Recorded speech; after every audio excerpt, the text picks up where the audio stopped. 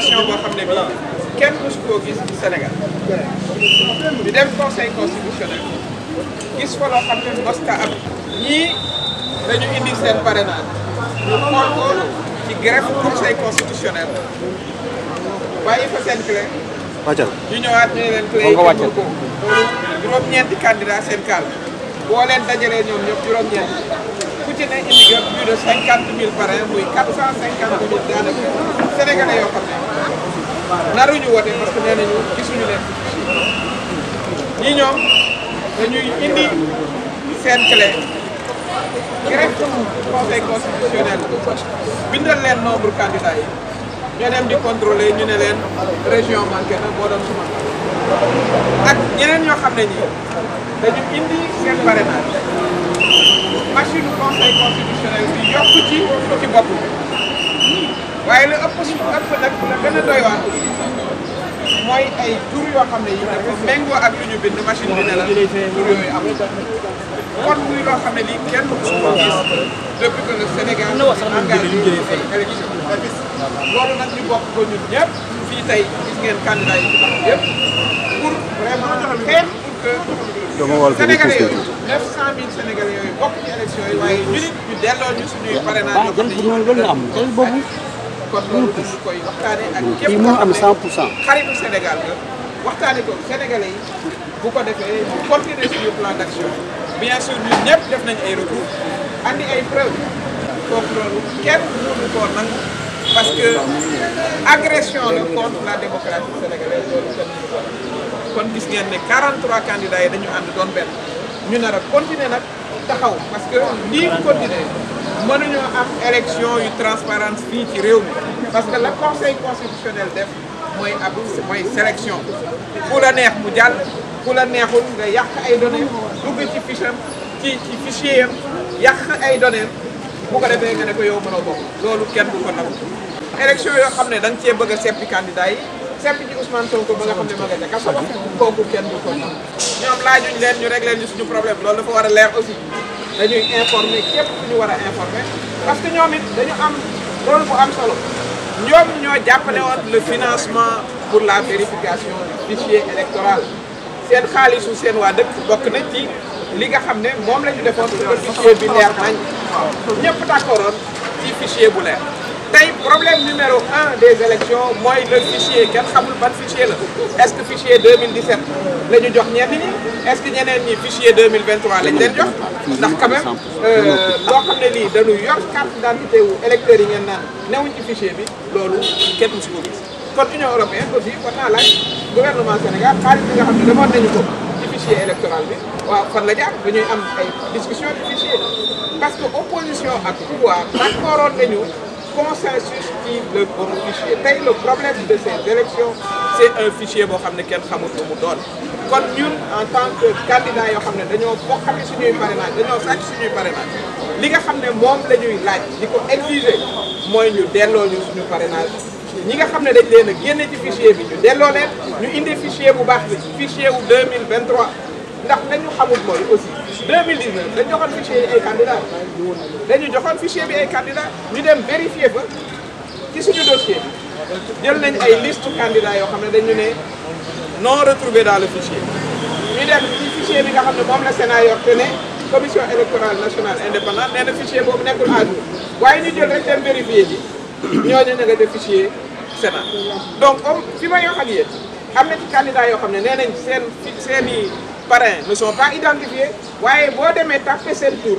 ci site Sénat ña nga fa waaw lii mooy ban façon élection lii mooy ban façon élection lii du ñu yóbbu ci lu baax ko ñu jëm ndox amu fa kon dañu taxaw mais day dellu gannaaw du ñu ko def d'abord pour suñu bopp parce que am nañu droit wu nekk candidat lañ ñu laajoon def nañu ko indi parrainage bu baax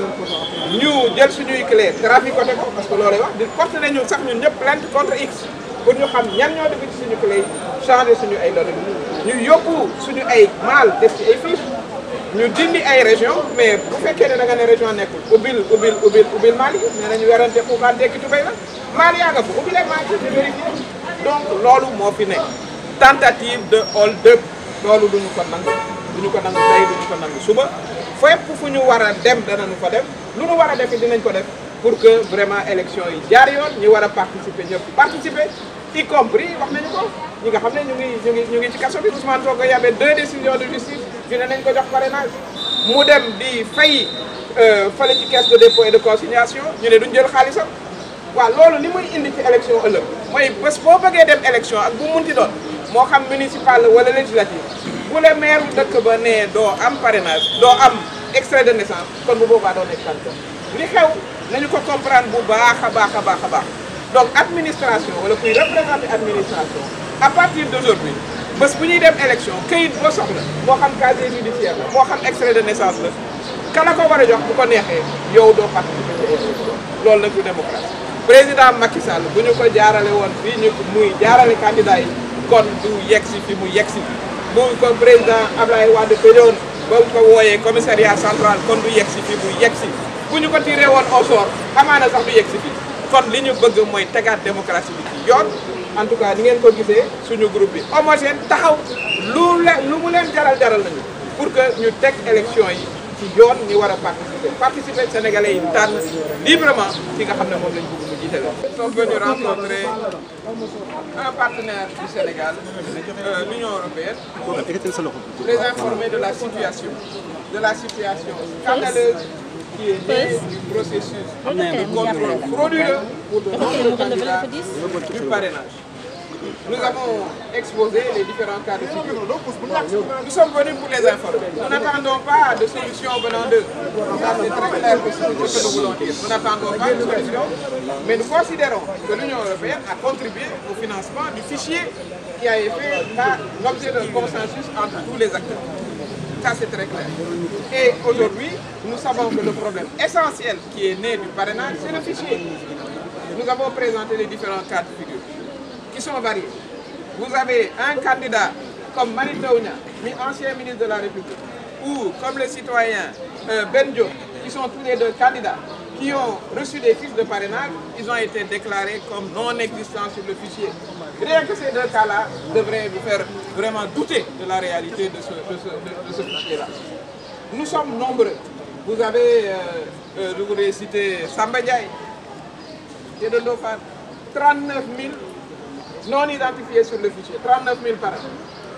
Parmi lesquels, évidemment, des militants, des amis, des sympathisants.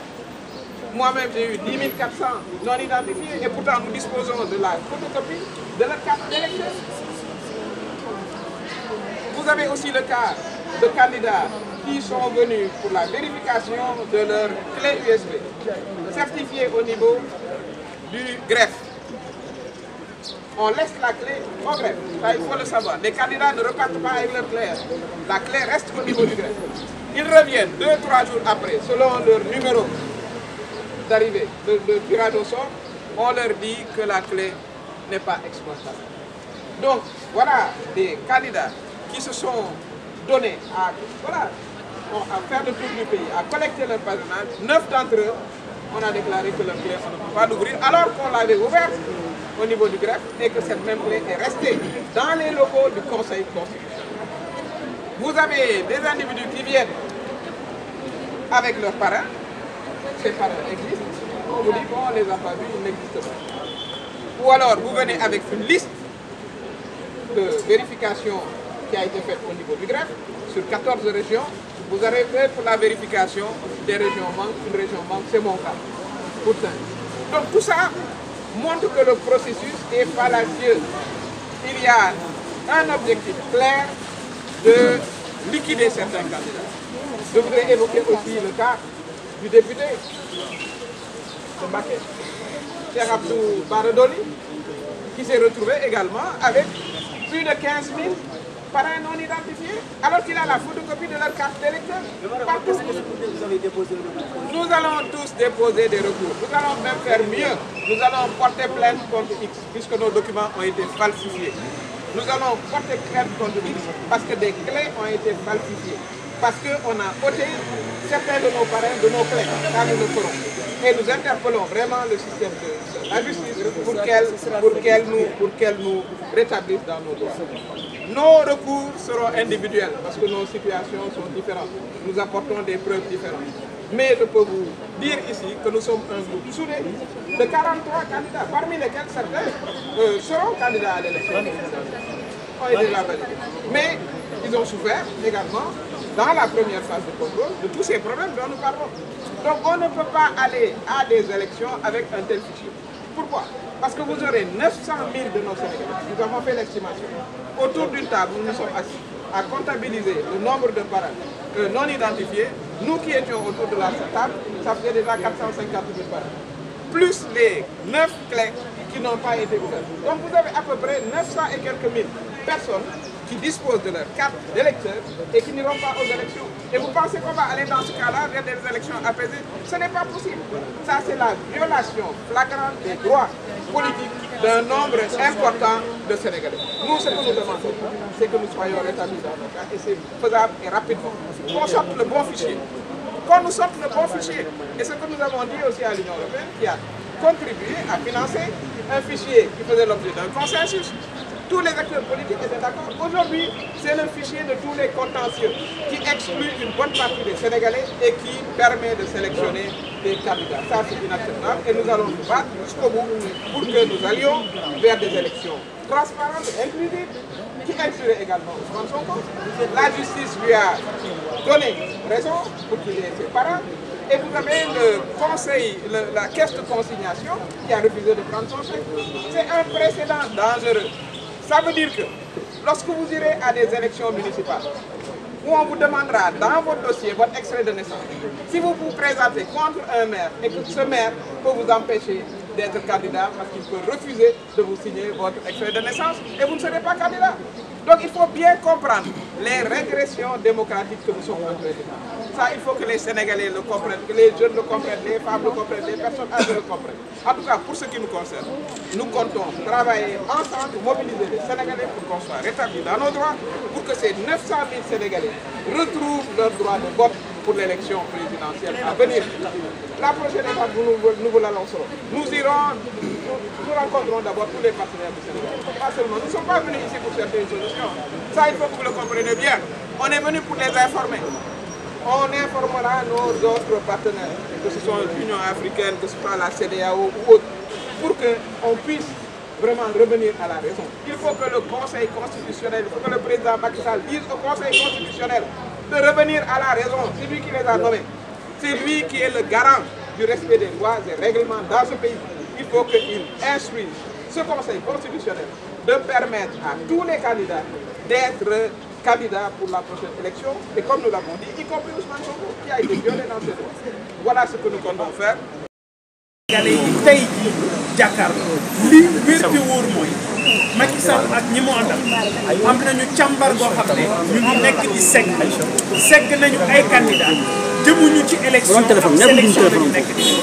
loolu problème bu ci nekk yëg ci téléphone bi ci taw kenn nag dong moo mën a dakkal parce que fi ñu jëm mooy ay prémices su chaos électoral maanaam président bi ñu nekk fa dana doon koo xam ne kuy am jafe-jafe la ci wàllu légitimité élection boo xam ne dañu tànn ña cay dem élection boo xam ne ñu ëpp doole ci biir opposition bi dégg ngeen ko léegi wax nañu ko dañu leen ca bett li nga xam ne ñooy les anti-systèmes ñi woote ne système bii daf fi war a jóge booy xool ci réew mi daanaka ñaar la ñu koy incarné Ousmane Sonko la ak Bougane ñooñu nattunoo bokk ci élection jàpp nañu ne li xew musiba la li xew gàcce la pour Sénégal li xew gàcce la pour bépp doom ci Sénégal boo xam ne sa yéene moo doon Sénégal ñu continue ci réew yi nga xam ne dañu yore taarixu démocratie réew yi nga xam ne dañu yàgg wane seen bopp ci taxawaay ci wàllu démocratie malheureusement Macky Sall ak ñi mu àndal ñoom deltu ginnaaw la ñu gën a liggéey ci réew liberté démocratique yi bafoué nañ ko jël nañu nit ñi dugal leen ci kaso yi élection bi def nañu ko sélection léegi nag fi ñu jóg mooy daj dëpp boobu du lenn lu may dugal réew mi ci musiba moo tax ñu koy interpellé moom Macky Sall amul droit indi kaw ci Sénégal Macky Sall amul droit indi jafe-jafe ci Sénégal wax nañu ko sës ko ci meeru wis bi ba mu ngi dem na dem mais bu muy jéem a suuxal Sénégal jéem a suuxal Sénégal mooy indi fi situation boo xam ne situation bu inédite. c'est pourquoi ñun ci collectif lëbëj nañ ma 2019 lëbëj ma 2022 lëbëjaat ma 2023 mais li am solo mooy expérience boobu nga xam ne teg nañu ko ci table pour que kenn ku nekk mën a wax li nga xam ne moom nga dund teg ko ci table ji parce que bi ñu xaymaa toll nañ ci 900 000 sénégalais yoo xam ne dañu leen considéré comme ay non électeurs ñooñu ñu considéré comme ay non électeurs ay sénégalais lañu yoo xam ne am nañu seen carte d'identité am nañu seen numéro d'électeur am nañu seen bureau de vote waaw cin faqul bëndul la fa newoon jógu fa c'est parce que am na fu mu jaar électeurs yooyu toll ci 900 000 suñu taxawee ne Sénégal élection du fi am parce que amul force de l'ordre yu leen mën a téye bu ngeen fàttalikoo 2017 Touba ca Allié ba nit ñi jógee ne dañuy yàq bureau de vote ya 40 policiers ñoo fa nekkoon yàq nañu bureau de vote yi te mujjul fenn kon il faut pas ñu pousser sénégalais yi ci kaw moo tax ñu ñëw Union européenne ay partenaires u Sénégal lañu waxtaan nañu wax nañ leen li ñu yaakaar wax nañ leen li ñu bëgg wax nañ leen informer leen ci musiba yi nga xam ne ay musiba naaru laay la te Macky Sall moo ko doxal moom ak administration bi nga xam ne c'est une administration couchée une administration partisane ak ñi nga xam ne ñoom ñooy les 7 sages waa conseil constitutionnel parce que lu jig njaag ñoom wax nañu également ne informaticien bi nga xam ne moom moo indi lëbëj ko coow li lépp moom la informaticien boobu également am na plainte boo xam ne collectif 43 candidats yi danañu ko def plainte contre X danañu bind tamit ki nga xam ne mooy ndeyu mbi ligg parce que tey processus bi pour ñu dakkal ko xoolaat ko ci nu mu gën a gaawee pour que ñi war a bokk kenn dong moo ko mën a dogal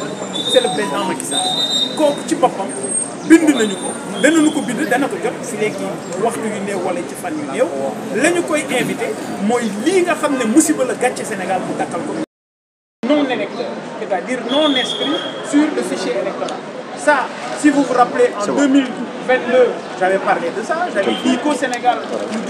disposons de plus de 2 fichiers. Parce que quand un Sénégalais, avec sa carte d'électeur, est répertorié, si ce dernier n'est pas retrouvé dans un fichier électoral, ce fichier utilisé par le Conseil constitutionnel, ça veut dire tout simplement qu'il se trouve dans un autre fichier. Alors, est-ce que nous devons permettre à Macky Sall d'installer le chaos dans ce pays? On l'a poussé jusque dans ses derniers retranchements pour qu'il renonce à sa 3e candidature. Maintenant, il est animé d'une mauvaise volonté, c'est-à-dire installer le chaos. Et ça, nous ne l'accepterons pas. C'est pourquoi nous sommes venus informer la délégation de l'Union européenne. Nous allons continuer nos actions. Il y a une plainte collective qui sera déposée contre l'informaticien du Conseil constitutionnel. Mais également, il y aura des réclamations individuelles. Chaque candidat pourra faire certainement, il y en a qui ont déjà déposé, il y en aura qui déposeront également demain mardi. Mais nous avons prévu d'aller chez les familles religieuses pour les informer de ce hold-up électoral, de ces prémices qui aujourd'hui n'augurent rien de bon par rapport à des tensions post-électorales. Et nous avons également prévu d'écrire au président de la République parce que il n'y a que le président de la République qui peut stopper ce processus le plus rapidement possible et permettre à tous les candidats d'être rétablis dans leur droit.